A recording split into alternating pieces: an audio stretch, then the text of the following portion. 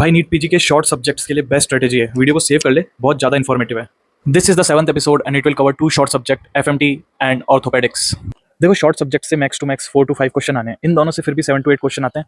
सो यहाँ एफिशिएंटली पढ़ते हुए, कम टाइम देते हुए, अगर जो टाइम बचेगा उसे long subject obs gynae surgery medicine जिनसे 20 से 22 क्वेश्चन आने हैं उनमें इन्वेस्ट करेंगे तो एक इंपैक्टफुल प्रिपरेशन कर सकते हैं अपन। Topic covered in this video: weightage and big picture, resources to use, MCQ and revision and miscellaneous points. Weightage and big picture orthopaedics में 7 to 8 क्वेश्चन आने हैं। इसका लिंक रेडियो में एक्सरे, ट्यूमर बोन, एनाटॉमी में blood supply, nerve supply related to fractures, pathology में tumour की histoslides, पीडिया में ये 3 छोटे टॉपिक से इसका इंटीग्रेशन है। एफएमटी में 7 to 9 या 8 to 9 क्वेश्चन आने हैं। इसका लिंक रेडियो में bone age, EDH, SDH, skull X-ray से होता है। फार्मा में poisons and their antidotes, surgery में burn and burn percentage, paediatrics में नॉन एक्सीडेंटल इंजरी और साइकेट्री में मैकनॉटन्स रूल। ये इसके बेसिक इंटीग्रेशन है।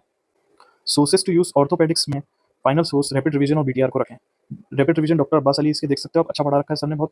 एक आप डेम्स का डीवीटी है, ऑर्थो का मैंने देखा था, मुझे प्रोडक्टिव लगा था, अच्छा था। एफएमटी में आप रैपिड रिवीजन और बीटीआर को ही देखें, मोर देन इनफ है। और अगर आपके पास टाइम कम है तो बीटीआर ही देख लो, काफ़ी एफएमटी के लिए। कोई बुक मत यूज़ करना, कोई मेन नोट्स मत यूज़ करना। अगर आप पीजी में हो, कम टाइम है आपके पास, तो इन दोनों शॉर्ट सब्जेक्ट के लिए कम से कम और एफिशिएंट सोर्सेज यूज़ करने की कोशिश करें। MCQ and revision short subject के लिए हमेशा एक स्ट्रेटजी फॉलो करें: लेस टाइम मोर प्रोडक्टिव। मतलब केवल आप पीवाईक्यू, एफएमजी, नीट पीजी, आईएनएसएट के 6 से 8 साल के कर लोगे, बहुत है। अगर आपके पास टाइम है तो कस्टम मॉड्यूल कर लो। इसमें जो शॉर्ट सब्जेक्ट के पीवाईक्यू होते हैं, अगर आप उनके जो एक्सप्लेनेशन है उन्हें ही ढंग से पढ़ते हो तो पूरा सब्जेक्ट वहीं कवर हो जाता है। रिवीजन की भी यही स्ट्रेटजी है, पीवाईक्यू उससे करो। मैंने इससे करे थे।